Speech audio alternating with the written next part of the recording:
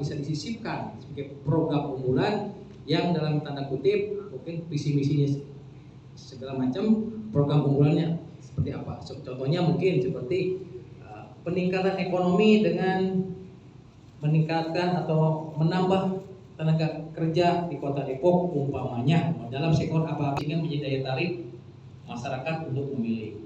Yang kedua untuk Pak Yusri mungkin terkait partisipasi masyarakat untuk hadir ke TPS. Kalau saya lihat bahwa selalu pilkada ini menjadi hal yang hajatan atau kemeriahan masyarakat. Assalamualaikum warahmatullahi wabarakatuh. Juga dengan Bapak Ini Sekretaris Golkar Depok. Baik, untuk melakukan sosialisasi pencalonan untuk pemilihan wali kota dan wakil wali kota Depok tahun 2024 kepada para pimpinan partai politik peserta pemilu 2024 yang ada di Kota Depok. Nah, ini kan tahapan pencalonan sudah semakin dekat. Artinya kita mengumpulkan para bakal pengusung partai politik ini untuk mengetahui sejauh mana proses pencalonan pemilihan wali kota dan wakil wali kota Depok tahun 2024. Kalau secara tanggal itu nanti kita akan melakukan penerimaan pencalonan dari tanggal 27 sampai dengan tanggal 29 Agustus tahun 2024. Nah, nanti kan ada persyaratan pencalonan dan syarat calon. Persyaratan pencalonannya itu harus didukung 20% kursi yang ada di DPRD Kota Depok. Artinya dari 50 kursi itu minimal 10 kursi atau 25% suara perolehan hasil pemilu sebelumnya di tahun 2024.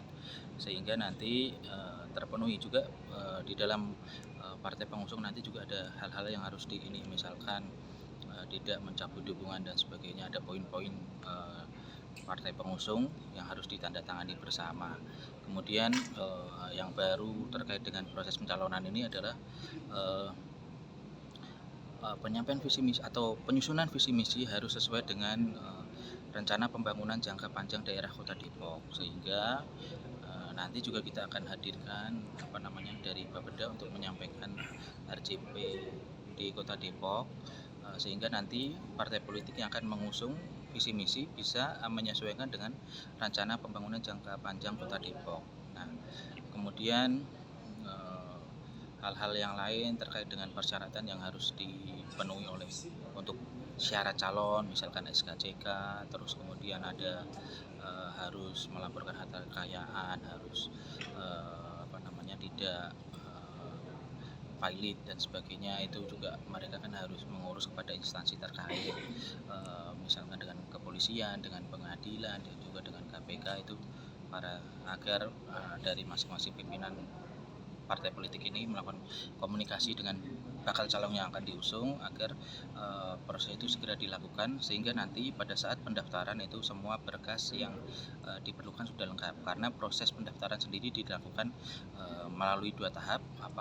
Ada untuk silon, untuk pengunggahan dokumen di silon, kemudian juga ada nanti berkas fisik yang harus diserahkan pada saat pencalonan. Mudah-mudahan dengan sosialisasi ini dapat memberikan pemahaman kepada para pimpinan partai politik, sehingga nanti di dalam ini ada LOL yang ditunjuk dapat segera menyampaikan hal-hal yang harus dilengkapi oleh pasangan calon ketika mendaftarkan di KPU Kota Depok.